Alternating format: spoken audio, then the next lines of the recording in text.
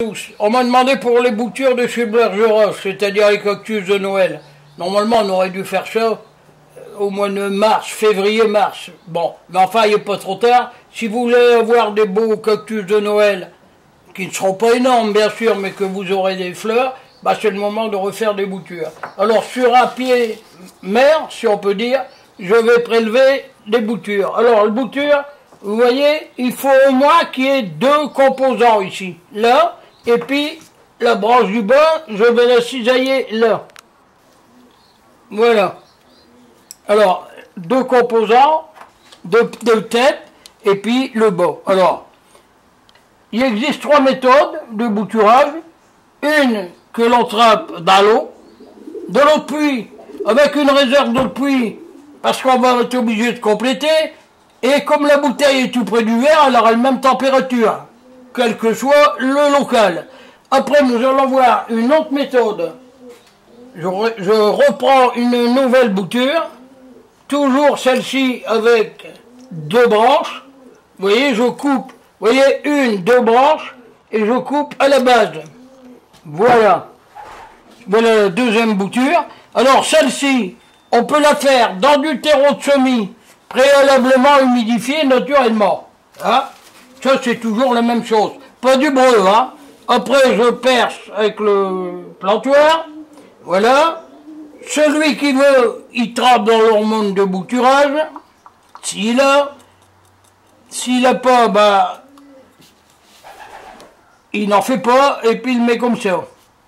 Voilà. Alors ici, j'entasse légèrement, vous voyez, et je serre à la main. Voilà. Ceci étant humide, ça va sécher.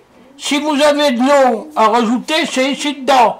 Mais pas tout plein, hein, un petit peu, pour que ça monte et ainsi de suite. Voilà. Et puis il faut laisser ça au moins une vingtaine de jours, au moins. Hein. Là c'est le même. Là vous allez avoir les radicelles arriver.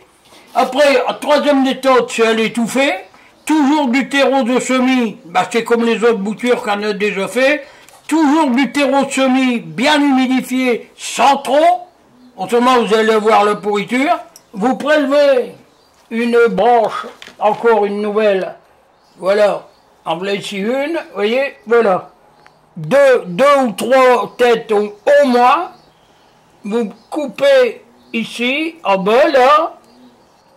Voilà. Voilà la bouture de prise. Regardez, il y a déjà une petite là. Mais ça n'a rien à voir. Les autres, ils vont se refaire ici. Ensuite, je trempe dans l'hormone de bouturage.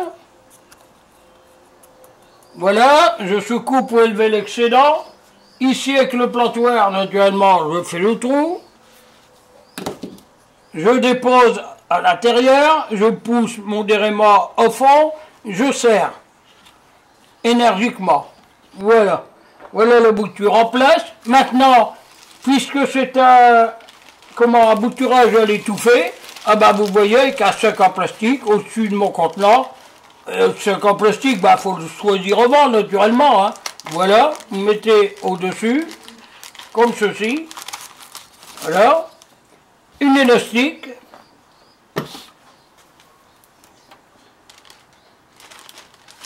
C'est rien, on va le remettre. Voilà, vous mettez votre élastique vers le bas. Et c'est tout. Votre bouture est étouffée. D'accord? Alors la même chose, bah, vous le laissez une vingtaine de jours, puis peu importe, 20, 25, un mois. Alors, vous allez me dire à arroser. Bah arroser, il n'y a pas lieu. La condensation, elle va se faire à l'intérieur du sac, ici, de plastique. Elle va redescendre, elle va remonter, elle va redescendre, et ainsi de suite. C'est ça qu'on appelle l'étouffer. D'accord? Éventuellement, là, on pourra mettre de l'eau, mais très rare. Et je vais vous faire voir, puisqu'on est là, et puis que j'ai mon assistant Fabien avec moi, vous allez voir celle-ci, vous devrez vous en souvenir, c'est la bouture de Dipladénio. Bah, elle est toujours là. Vous voyez la transpiration qui a lieu, elle est dedans, on n'y touche pas. Faut le laisser. Là, c'est bon pour vers le 12-13 juillet, et on viendra au résultat.